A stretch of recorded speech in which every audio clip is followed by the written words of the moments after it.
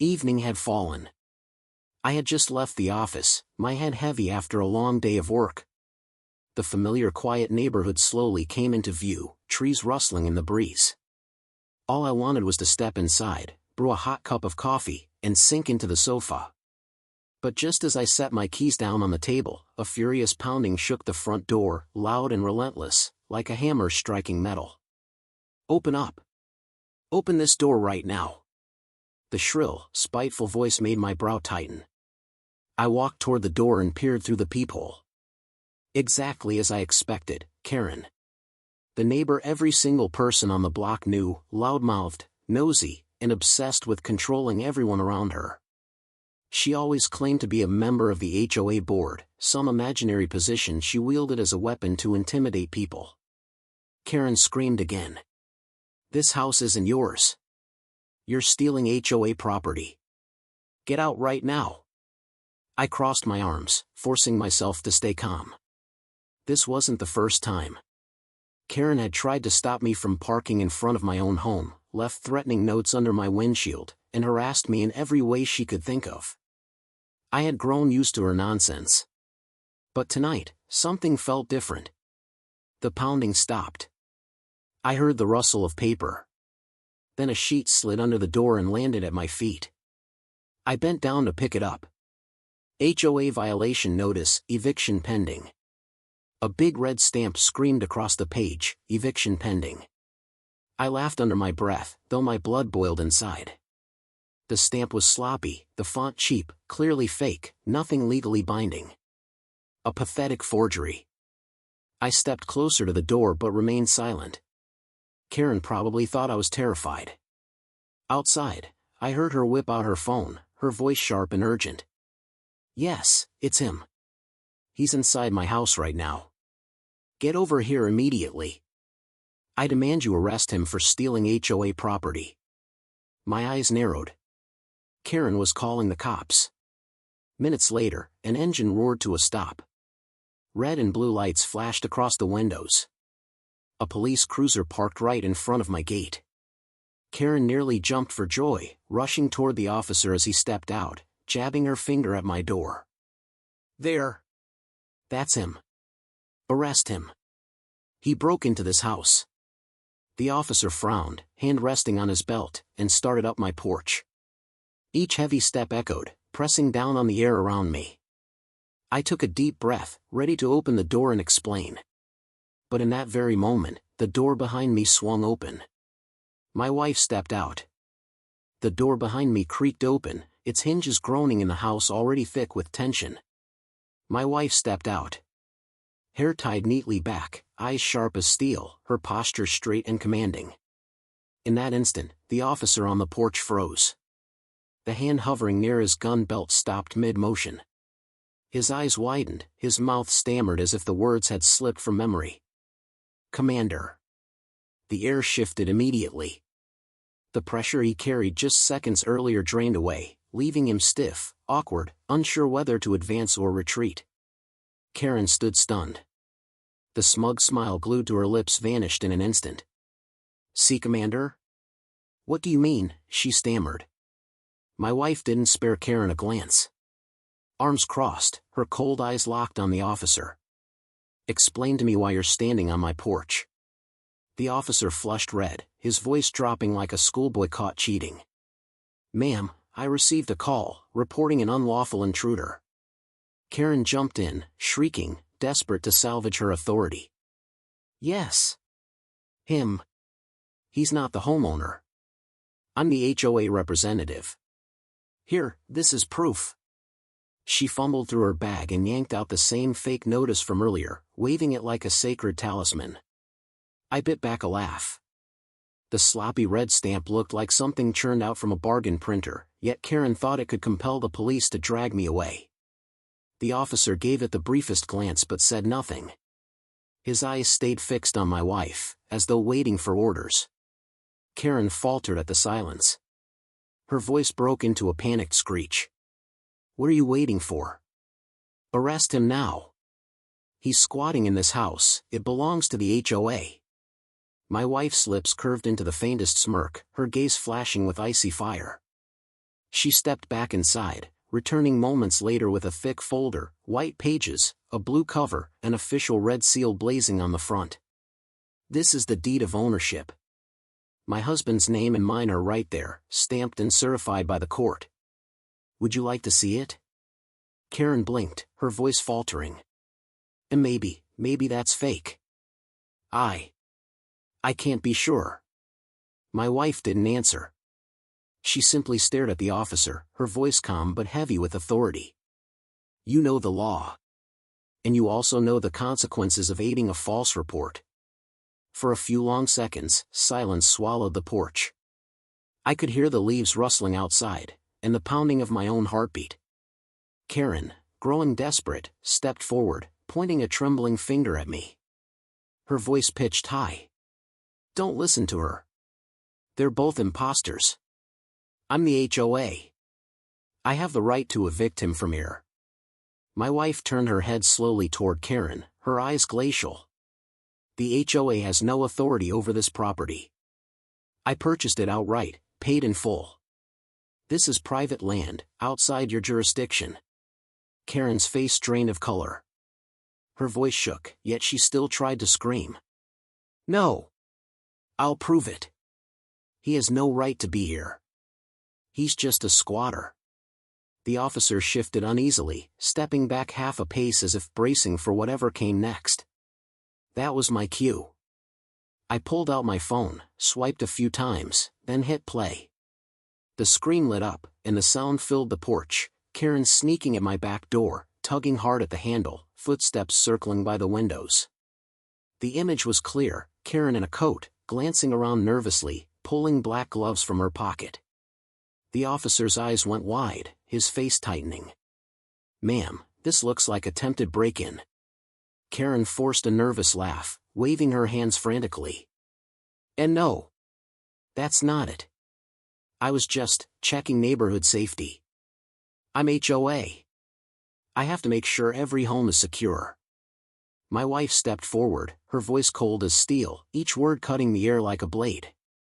"Forgery, false reports, and now video evidence of attempted burglary.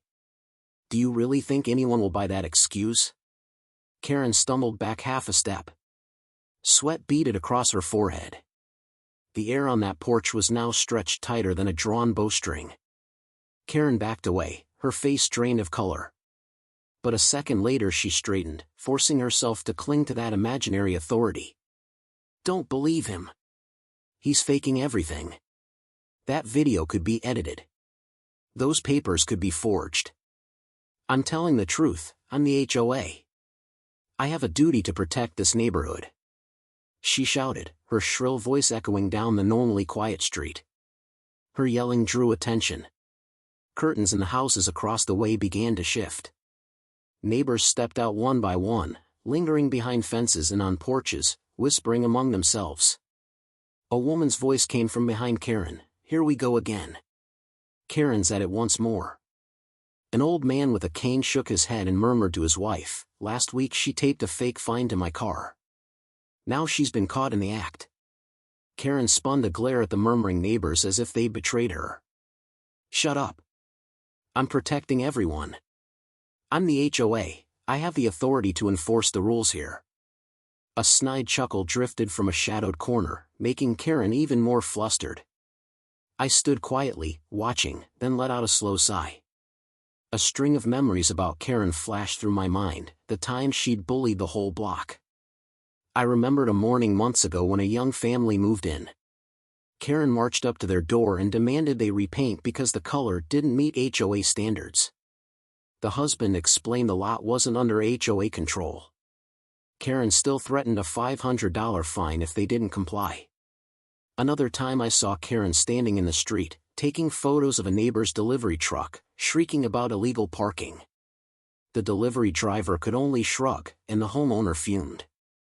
Karen didn't just stir trouble, she spread fear. One family even sold up and left because they couldn't stand her harassment.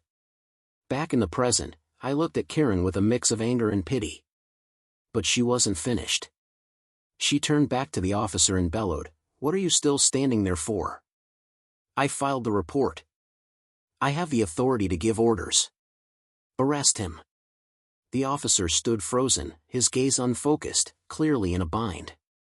Pressure from Karen on one side, my wife's authority on the other, and the judging stares of dozens of neighbors left him no easy choice. Karen suddenly jabbed a finger toward my wife, her voice a hiss, her too. She forged documents and faked authority to intimidate him. Don't listen to her. She's no commander, she's a fraud. The porch seemed to freeze. Karen's accusations rang out but fell flat against the neighbors' suspicious looks. A middle-aged man by the fence finally broke the silence. Karen, cut it out. Everybody knows you make things up.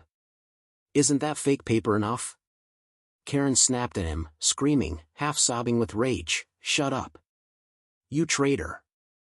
I do this for the neighborhood's sake. I took a deep breath and turned to the officer, voice low but firm. You saw the video. You saw the deed. And there are witnesses, neighbors who've been victims. What else do you need? The officer swallowed hard, his eyes wavering. His hand flicked toward the radio on his shoulder but didn't pick it up. Karen realized the odds were against her and shouted even louder, her voice cracking with panic. This is a conspiracy. You're all ganging up on me. I'll sue. I'll make every one of you pay. Tensions rose to a breaking point.